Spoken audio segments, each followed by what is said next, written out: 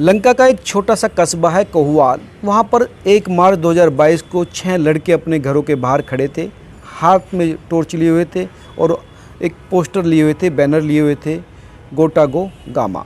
गोटा गो यानी जो राष्ट्रपति के लिए, गो गामा यानी गांव में जाओ, राष्ट्रपति गांव चले जाओ, तुम्हारे बस की कुछ नहीं है। ये लड़के बोल नहीं रहे थे, शांत खड़े थे अपने घरों के बाहर।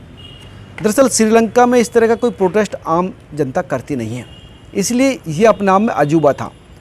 अजूबा था इसलिए उनके जो पड़ोसी है वो भी उनके साथ मजाक कर रहे थे कि ये क्या काम कर लिया तुमने, कुछ काम धंधा कर लो।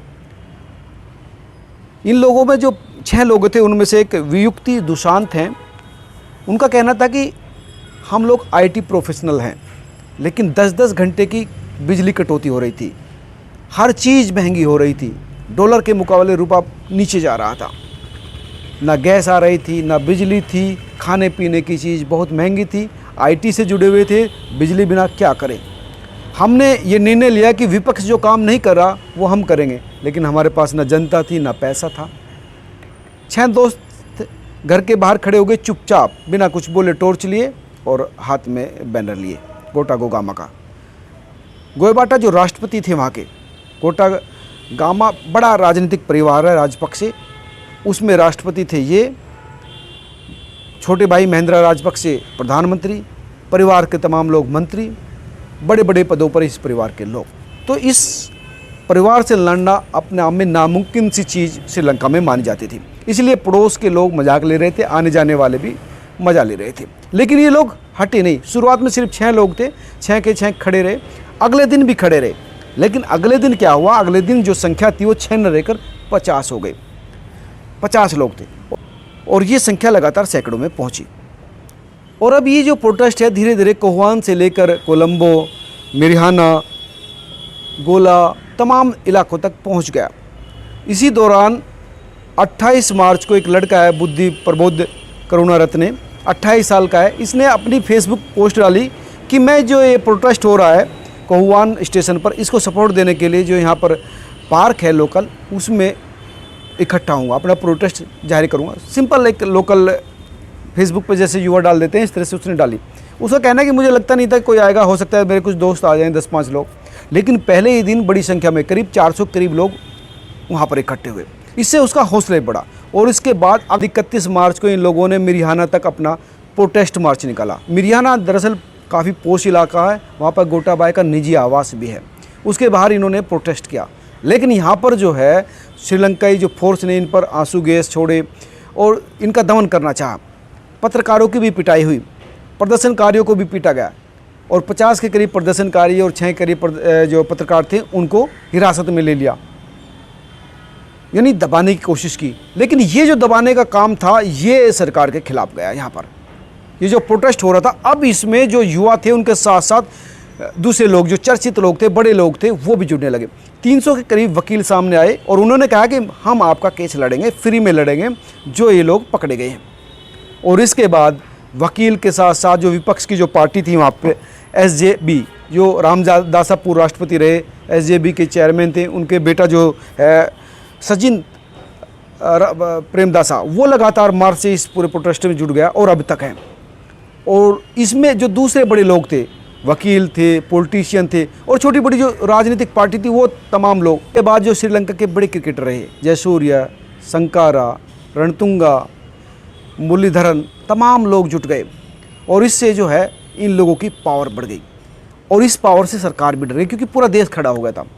और इसी वजह से 1 अप्रैल को वहाँ पर इमरजेंसी लगा दी और 2 अप्रैल को जो सोशल मीडिया थे, चाहे ट्विटर हो, फेसबुक हो, व्हाट्सएप हो, इंस्टा हो, सब पर बैन लगा दिया। लेकिन ये बैन ज़्यादा दिन चला नहीं, सिर्फ 15 घंटे में ही बैन हटाना पड़ा। और इसके बाद जो इन 2 भाइयों को छोड़कर, महेंद्र राजपक्षे, गोटाबाया राजपक्षे को छोड़कर जो दूसरे लोग थे, उन्होंने कैबिनेट से रिजाइन कर दिया, क्योंकि उन्हें लग रहा था कि पूरा देश खड़ा हो गया तो अब कोई फ़ायदा नहीं है। ये दोनों भाई डटे रहे। और इसके बाद जो छोटा भाई है उसने, महेंद्र राजपक्षे ने भी इस्तीफ़ा दे दिया।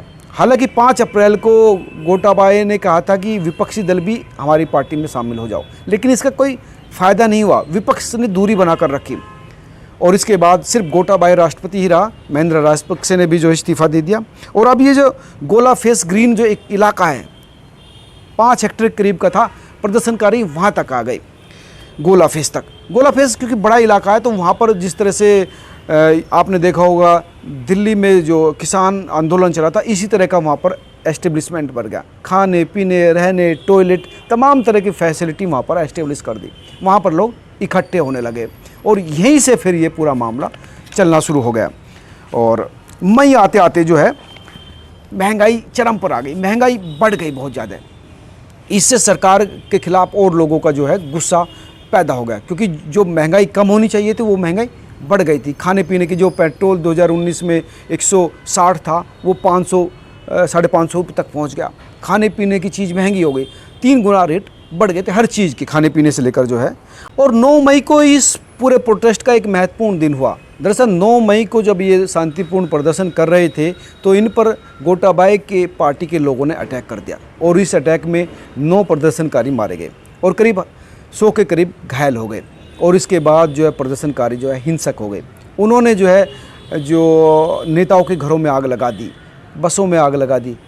हटन टोटा जो इलाका है जहाँ पर इनके घर थे वहाँ पर आग लगा दी गई।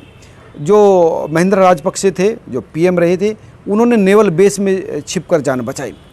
हालांकि 6 मई से लेकर 20 मई तक दोबारा तीसरी बार जो है आपातकाल लगा दिया गया था, लेकिन उसका कोई फ़ायदा नहीं हुआ। ये चल ही रहा था। लेकिन इसके बाद जुलाई में, यानी इस महीने के फर्स्ट वीक में अब ये प्रदर्शन फिर से एग्रेसिव रूप से सामने आया और 9 जुलाई को प्रदर्शनकारियों ने राष्ट्रपति भवन, प्रधानमंत्री भवन पर अटैक कर दिया। वहाँ घुस गई। जो तस्वीर आपने देखी होगी कि किस तरह से प्रधानमंत्री घर पर, राष्ट्रपति के जो स्विमिंग पूल में लोग जो है नहा रहे हैं, लेट रहे हैं, वहीं पर खाना खा रहे हैं, सेलिब्रेशन कर रहे हैं। और राष्ट्रपति 13 जुलाई को जो है पहले देश से बाहर गया और उसके बाद अब सिंगापुर जा रहा है। यानी अब राष्ट्रपति ने घर छोड़ दिया है, देश छोड़ दिया है। आम आदमी की ताकत के सामने इतनी बड़ा जो शहंशाह था, तानाशाह था, जिसकी पूरी श्रीलंका में जो तूती बोलती थी, उसको देश छोड़ना पड़ा। तो दोस्तों, कुछ बच्चों ने और आम आदमी ने श्रीलंका के उस तानाशाही परिवार को धराशाही कर दिया जो अपने आप में ये समझता था कि उसके सामने श्रीलंका की जनता कुछ नहीं कर सकती। मैं लगातार आपको अपडेट देता रहूँगा। आप क्या सोचते हैं इस पूरे मामले को लेकर, आपकी क्या राय है, मुझे कमेंट कर ज़रूर बताना। आपके कमेंट मैं ज़रूर पढ़ता हूँ और मुझे बहुत अच्छे लगते हैं। इस खबर को शेयर भी करना और चैनल को सब्सक्राइब भी करना। नमस्कार।